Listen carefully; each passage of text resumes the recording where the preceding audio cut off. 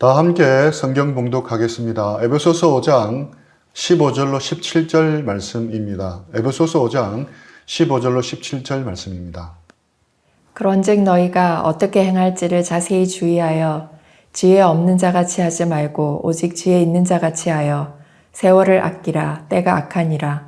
그러므로 어리석은 자가 되지 말고 오직 주의 뜻이 무엇인가 이해하라. 아멘. 오늘부터 다시 에베소서 강해를 이어가겠습니다. 앞단락에서는 빛의 자녀들처럼 행하라고 권면하고 있었습니다.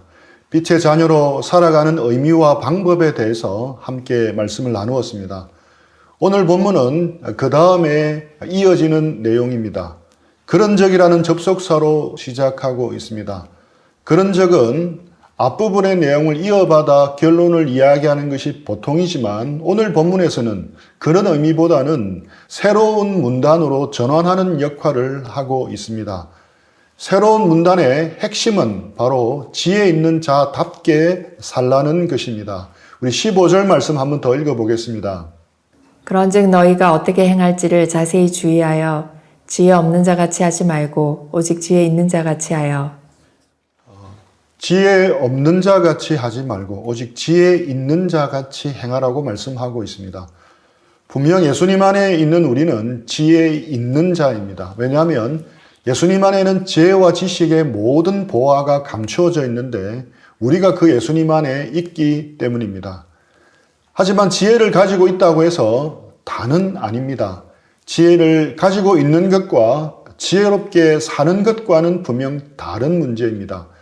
이는 성경 말씀을 알고 있는 것과 실제로 말씀대로 사는 것과 다른 문제인 것과 일맥상통합니다. 아는 것과 행하는 것은 다릅니다. 마시멜로라는 이야기라는 책에 나오는 일화입니다. 햇살이 따갑게 내리쬐는 어느 여름날 오후였습니다. 개구리 3마리가 나뭇잎에 올라탄 채 유유히 강물에 떠내려가고 있었습니다. 나뭇잎이 강의 중간쯤에 이르렀을 때 그 중에 한 마리가 갑자기 벌떡 일어나 결심했다는 듯이 단호하게 외쳤습니다. 너무너무 더워. 나 물속으로 뛰어들 테야. 다른 개구리들은 그저 묵묵히 고개를 끄덕였습니다. 자, 그럼 이제 나뭇잎에는 3마리 개구리에서 몇 마리만 남았겠습니까? 2마리라고 말하고 싶겠지만 아닙니다. 틀렸습니다. 나뭇잎 위에는 여전히 개구리 3마리 모두가 남아 있었습니다. 왜 그랬겠습니까? 뛰어들겠다고 말만 하고서 실제로는 안 뛰어내린 것입니다. 그냥 개구리들의 이야기로 웃어 넘길 수 있지만 가만히 생각하면 우리도 이 개구리와 같은 경우가 참 많습니다. 뛰어들겠노라고 큰 소리만 치는 개구리의 모습에서 우리의 모습이 보입니다. 철학자 프랜시스 베이컨은 다음과 같이 말했습니다. 아는 것이 힘이다. 옳은 말입니다. 하지만 이 문장을 완벽하게 만들려면 단어 하나를 더 넣어야 합니다. 아는 것을 실천해야 힘이다. 우리는 믿지 않는 세상 사람들과 분명 다릅니다. 하나님을 압니다. 또 지혜의 보고인 성경 말씀도 압니다. 분명 지혜를 가진 자입니다. 하지만 그렇다고 해서 우리가 반드시 지혜롭게 사는 것만은 아닙니다. 그래서 성경은 우리에게 이렇게 권면하고 있습니다. 15, 16절 말씀입니다. 그런즉 너희가 어떻게 행할지를 자세히 주의하여 지혜 없는 자같이 하지 말고 오직 지혜 있는 자같이 하여 세월을 아끼라. 때가 악하니라. 자세히 주의하라고 말씀합니다. 15, 16절을 한글 성경으로 보면 세월을 아끼라로 끝나고 있어 세월을 아끼는 것에 강조 포인트가 있는 것처럼 보입니다. 하지만 원어적으로 보면 핵심 동사는 주의하라입니다. 아끼는 것이 주동사가 아니라 주의 깊게 살펴보라는 것이 주동사인 것입니다. 원어의 의미에 충실한다면 여러분이 세월을 아끼면서 어떻게 살고 있는지 주의 깊게 살펴보십시오 라고 번역할 수 있습니다. 무게중심이 주의 깊게 살피라에 있는 것입니다. 우리가 어떻게 행할지 자세히 주의하지 않으면 우리는 지혜는 가지고 있지만 지혜 없는 자처럼 살아갈 수 있다는 말씀입니다. 우리가 지혜 있는 자로서 행하기 위해서는 주의 깊게 자신의 삶을 살펴보아야 합니다. 그렇다면 왜 주의 깊게 살펴보아야 하겠습니까? 16절 말씀에 나옵니다. 세월을 아끼라 때가 악하니라. 때가 악하기 때문입니다. 지금 우리가 살고 있는 때가 악하기 때문입니다. 지금은 말세 지말입니다. 말세의 끝이며 마지막 때입니다. 마지막 때인 지금 사탄은 그 어느 때보다 활발하게 활동하고 있습니다. 마태복음 24장 24절입니다. 거짓 그리스도들과 거짓 선지자들이 일어나 큰 표적과 기사를 보여 할 수만 있으면 택하신 자들도 미혹하리라. 할 수만 있으면 이라는 부분에 주목하시기 바랍니다. 할 수만 있으면 이란 무슨 뜻입니까? 할 수 있는 모든 방법을 총동원하겠다는 것입니다. 비겁하고 교묘하고 더러운 방법이라도 필요하면 다 동원하겠다는 것입니다. 신천지가 교인들을 포섭하는 것을 보면 짐작할 수 있습니다. 사단도 피조물이기에 미래를 알 수 없습니다.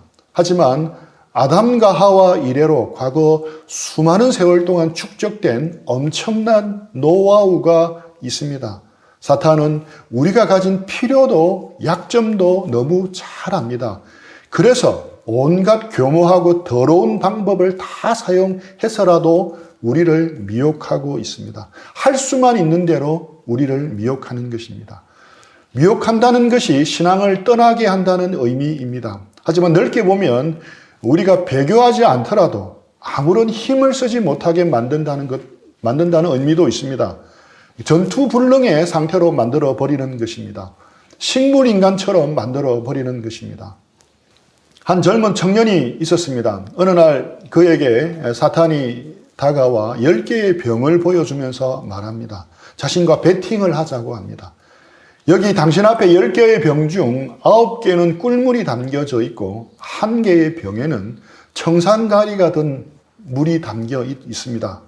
당신이 하나의 병을 택하십시오. 당신이 택한 병은 반드시 그 자리에서 마셔야 합니다. 만약 당신이 꿀이 담겨져 있는 병을 택하여 마신다면 나는 당신에게 10억 원을 줄 것입니다. 라고 베팅을 걸어왔습니다. 10분의 9의 확률입니다. 90%의 확률로 10억 원을 한꺼번에 손에 쥘 수 있는 절호의 기회임이 분명했습니다. 하지만 그렇다고 거기에 목숨을 걸 수는 없었습니다. 청년은 거절합니다. 돌아서는 청년에게 혹 마음이 생기면 언제든지 연락하라고 폰번호를 주면서 사라집니다. 010-4444-6666이었습니다.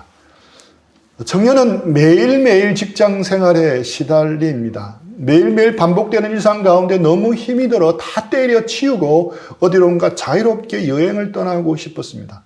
하지만 그러고 싶어도 목구멍이 포도청이라 마지못해 일하고 있었습니다. 그런 그에게 불현듯 그 사탄이 말한 베팅이 생각이 났습니다. 10억 원이면 적어도 10년 정도는 마음껏 쓸 수 있는 돈이라 생각이 들었고 10분의 9, 90%라는 확률도 해볼만 하다 생각이 들었습니다. 그래서 폰 번호를 찾아서 전화를 걸었더니 순식간에 사탄이 앞에 나타났습니다. 마음을 정했느냐고 음흉한 미소를 띠면서 물었습니다. 청년은 두렵고 떨리는 마음으로 그렇다고 말하고 앞에 놓인 10개의 병 중 1개를 집어들고 떨리는 손으로 뚜껑을 따고 마셨습니다. 어떻게 됐겠습니까? 청년이 택한 병은 독병이 아니라 꿀병이었습니다. 비트코인이 떡상한 것 마냥 기뻤습니다. 청년은 사탄이 통장에 바로 꽂아준 10억 원을 두 눈으로 확인하자마자 정말 기뻐 날뛸 것 같았습니다. 하고 싶은 것 마음대로 했습니다. 직장에 당장의 사표를 던졌습니다. 모두들 부러워하는 눈치였습니다. 초호화 여행도 가고 자동차도 사고 싶은 명품도 샀습니다. 하지만 그런 생활은 오래가지 않았습니다. 돈은 생각보다 빨리 바닥이 나고 말았습니다. 청년은 또다시 사탄에게 찾아갑니다. 이제 9개의 병 중에 하나를 택해야 합니다. 더 위험 부담이 많아서 망설이는 모습을 보이자 게다가 이번에는 사탄이 더불로 주겠다고 제안을 합니다. 청년은 이번에도 고민하다가 하나를 택하여 마셨는데 또 꿀물이 든 병이었습니다. 청년은 또다시 20억을 받아서 펑펑 돈을 쓰면서 인생을 즐겼습니다. 방탕하게 살았습니다. 이후부터는 흥청망청 돈을 쓰다가 돈이 떨어질 때마다 청년은 사탄을 찾아갔습니다. 그러는 사이에 시간이 흘러 청년은 어느덧 노인이 되었습니다. 이제 병은 단 2개만 남게 되었습니다. 하나의 병은 꿀병이요, 하나에는 독병이었습니다. 사탄은 지금이라도 포기해도 좋다고 말했습니다. 하지만 노인은 이미 돌아갈 수 없을 만큼 중독이 되어 버렸습니다. 정말 확률이 줄어들어 버려서 그런지 더 떨리는 손으로 하나의 병을 택했습니다. 그리고 꿀꺽 마셨습니다. 이번에도 꿀병이었습니다. 노인은 소리쳤습니다. 아, 또 꿀병이구나. 콜록. 나 정말 행운아야. 당신과의 배팅에서 한 번도 진 적이 없다니. 노인은 대단히 흥분을 했습니다. 노인이 자기 인생 내내 사탄과의 배팅에서 운 좋게 이겼다고 생각했던 것입니다. 그런데 그때 갑자기 사탄이 그 남은 병의 뚜껑을 따고서 마셔버렸습니다. 노인은 깜짝 놀랐습니다. 사탄이 호탕스럽게 큰 소리로 웃으면서 자신을 향해 내뱉는 소리를 들어야 했습니다. 여보게, 처음부터 10개의 병 모두에는 꿀이 들어 있었다니. 독이 든 병은 애당초 처음부터 없었어. 깜짝 놀라면서 노인은 그런데 왜 이런 베팅을 하자고 했느냐고 물었습니다. 사탄의 대답은 간단했습니다. 네 인생을 망치기 위해서. 그제야 노인은 사탄과의 베팅에서 운 좋게 이긴 것이 아니라 줄곧 패한 것임을 알았습니다. 하지만 이미 인생을 다 허비한 상태였습니다. 이제 초로의 노인이 된 청년은 쏟아진 돈 때문에 망한 인생을 살았던 것입니다. 돈 때문에 인생이 파멸하게 된 것입니다. 사탄이 원했던 것은 바로 이것이었습니다. 할 수만 있으면 택하신 자를 미혹하는 것이 바로 이런 것입니다. 오해 없이 주의 깊게 들으십시오. 어떤 사람에게는 좋은 대학에 들어간 것이 하나님이 주신 복일 수도 있고 사탄의 미혹일 수도 있습니다. 어떤 사람에게는 좋은 직장에서 많은 연봉을 받고 성공적인 직장 생활을 하는 것이 하나님이 주신 복일 수도 있고 사탄의 미혹이 될 수도 있습니다. 사탄이 우리를 늘 실패하게 만들거나 곤란하게 만드는 것으로 미혹한다고 생각한다면 그것은 사탄을 너무 하수로 보는 것입니다. 사탄은 고난을 통해서도 미혹하지만 성공을 통해서 미혹하는 경우가 훨씬 더 많습니다. 그래서 우리는 자세히 주의해야 하는 것입니다. 몇 해 전 환희님의 블로그에 올라온 가슴 아프지만 우리에게 소중한 가르침을 주는 글을 소개하고자 합니다. 글 제목은 내 것이 아닙니다입니다. 한때는 이 아름다운 집이 제 가장 큰 자랑이었습니다. 심혈을 기울여 꾸민 아름다운 우리 집입니다. 잡지에 여러 번 나왔다고 내심 자랑스러워했던 우리 집. 행여나 때가 탈까, 혹여나 먼지 탈까, 닦고 쓸고 했던 우리 집. 하지만 남편이 아프고 보니 제가 있을 곳은 궁궐 같던 우리 집이 아니라 몇 평 안 되는 비좁은 병실이었습니다. 피곤한 내 한 몸 누일 곳은 푹신하고 안락한 라텍스 침대가 아니라 딱딱하고 좁은 보조 침상이었습니다. 내 거라 믿었던 남편과 공동 명의로 되어 있던 자랑스럽던 내 집도 알고 보니 제 것이 아니었습니다. 바라만 봐도 뿌듯했던 참으로 고운 접시들, 참으로 이쁜 그릇들, 난 왜 이렇게 꽂히는 게 많지? 남들은 그릇이면 그릇, 가구면 가구, 옷이면 옷, 하나만 꽂힌다는데 난 왜 이 모든 것을 다 갖고 싶지라며 투덜대게 만들었던 내 못 말리던 그릇사랑. 그 수많은 이쁜 그릇들도 남편과 함께하는 병실에선 아무 소용이 없었습니다. 제가 황량한 병실에서 쓸 수 있는 건 보잘것없는 플라스틱 접시와 종이컵 뿐이었습니다. 15자 붙박이장에 가득한 수많은 옷들과 제가 사랑에 맞지 않던 명품 백들, 이 또한 제 것이 아니었습니다. 남편과 함께하는 병실에선 편한 추리닝과 레깅스면 좋겠습니다. 귀히 여기던 명품 백도 필요 없었습니다. 어디 그뿐이겠습니까? 20년 넘게 나의 자랑이었고 나를 빛나게 해주고 나를 완전케 해준다고 믿었던 내 남편도 제 것이 아닙니다. 내 것이 아닙니다. 의사들은 말합니다. 마음의 준비를 하라고. 이 또한 내 것이 아니었습니다. 이젠 압니다. 내 분신, 내 생명, 내 사랑한 아이들조차 제 것이 아니라는 것을. 이 아이들 또한 하나님이 제게 잠시 맡기셨던 선물임을 제가 잊고 있었습니다. 이와 같은 이유로 근심, 염려 또한 제 것이 아닙니다. 적혈구 수치가 모자라 수혈을 해도 의사가 제 아무리 무서운 말을 해도 그것은 내 것이 아닙니다. 내 아버지의 것입니다. 근심, 염려는 다 주께 맡기고 내 남편 또한 주께 맡기고 저는 이 밤 또 기다립니다. 그분의 피값으로 살리셨던 내 남편을 또다시 살려주시길 애타게 기도합니다. 내 것이 아닌 걸 내 것인 양 소유하며 자랑하며 욕심내었던 제 무지를 회개합니다. 제 교만을, 제 과거를 회개하며 눈물로 기도합니다. 이 글을 올린 후 닷새 만에 이분의 남편이 주님의 품에 안깁니다. 주님이 올라오라고 하시면 모든 것을 다 두고 가야 합니다. 우리의 것 중에 우리의 것이라고 가져갈 수 있는 것은 없습니다. 이제야 깨닫습니다. 이 자매님은 그동안 자신이 어떻게 행하고 있고 어떻게 사는지 자세히 주위에서 살펴보지를 못했습니다. 하고 싶은 건 마음껏 하고 살았습니다. 누리고 싶은 건 마음껏 누리면서 살았습니다. 그래도 행복했습니다.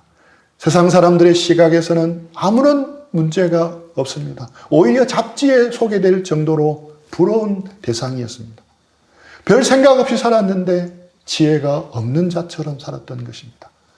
사랑하는 남편을 병으로 먼저 보내는 아픔과 고통 속에서 비로소 자신의 삶을 돌아본 것입니다.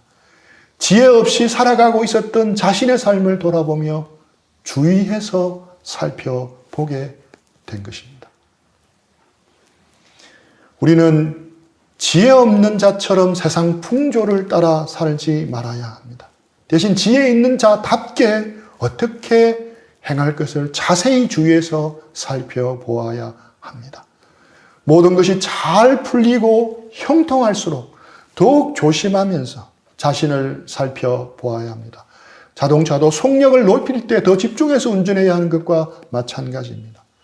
알고 있는 것과 행하는 것은 얼마든지 다를 수 있습니다. 게다가 사탄도 할 수만 있으면 우리를 미혹하려고 한다는 것을 알아야 합니다. 자세히 주의해서 살펴보아야 할 것 중에 하나는 우리의 시간 사용입니다. 16절 말씀입니다. 세월을 아끼라 때가 악하니라. 많은 경우 세월을 아끼라는 말씀을 시간을 효율적으로 사용하고 절약하라는 의미로만 받아들입니다. 물리적인 시간을 절약하며 효율적으로 살아야 한다는 뜻으로 이해하고 있습니다. 엄밀한 의미에서 그런 뜻이 아닙니다. 아끼라로 번역된 헬라어 동사 엑사고라조는 여기에서 속량하다는 의미로 사용되었습니다. 악한 시대 속에서 시간을 속량하라는 것입니다. 다시 쉽게 말하면 악한 시대 속에서 하나님께서 주신 시간을 허비하지 않고 올바르게 사용해야 한다는 의미입니다. 공동 번역을 보면 쉽게 이해가 됩니다. 이 시대는 악합니다. 그러니 여러분에게 주어진 기회를 잘 살리십시오. 하나님께서 우리 각자에게 주신 기회를 자기 것으로 만들어 잘 활용하라는 의미입니다. 헬라어에는 시간에 해당하는 단어가 두 가지 있습니다.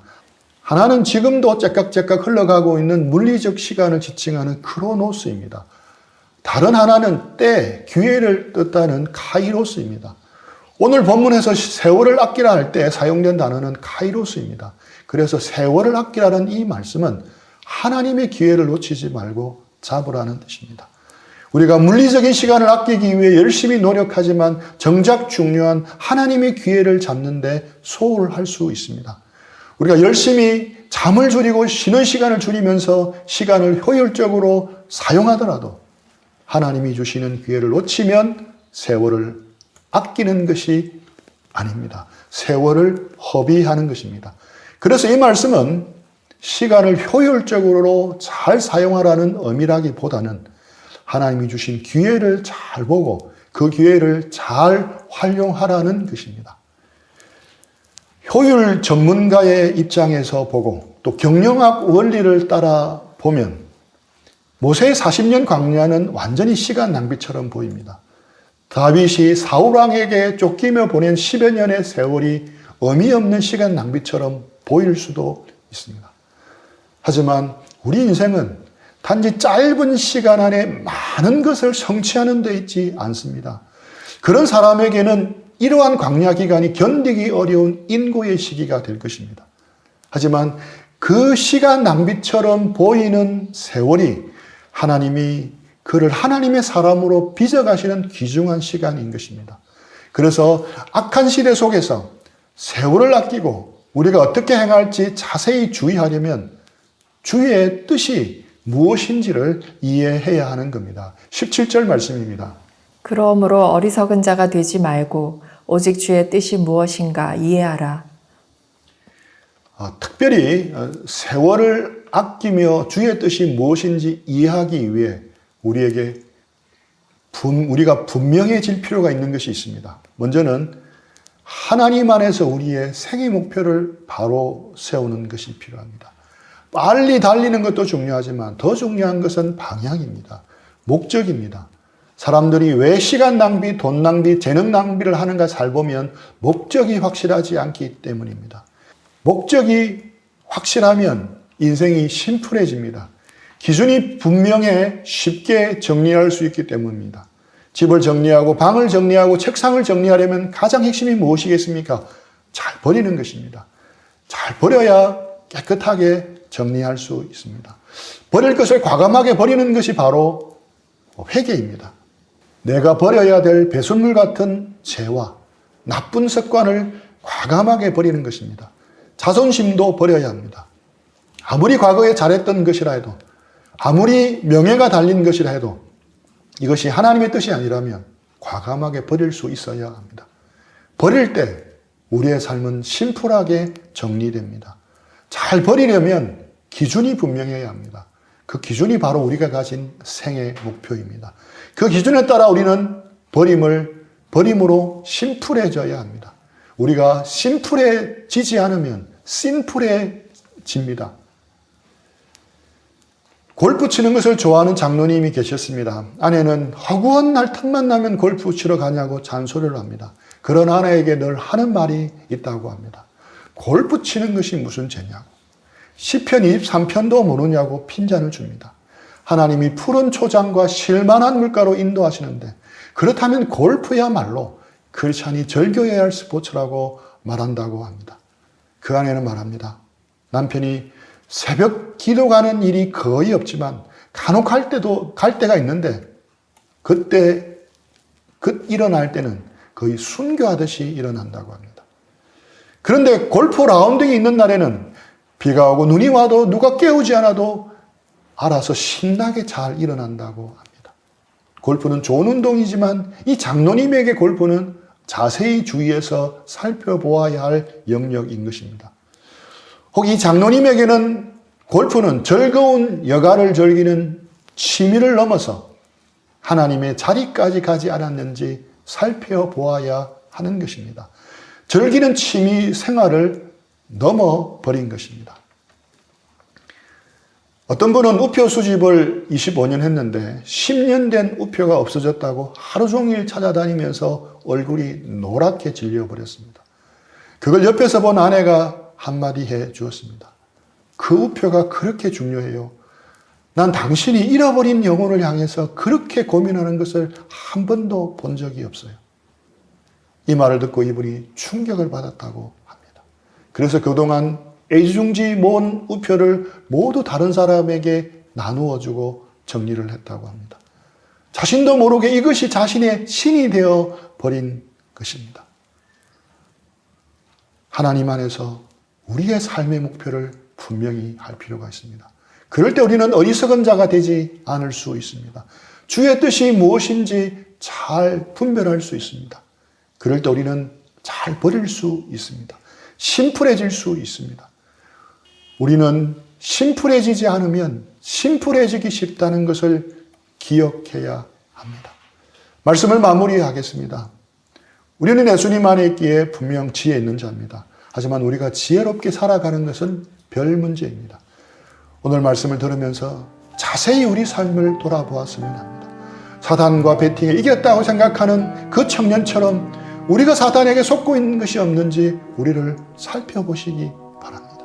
그리고 그 자매님처럼 모든 것이 내 것인 마냥 착각하고 인생의 진정한 의미와 가치는 모른 채 살아가고 있지 않은지 돌아보아야 합니다.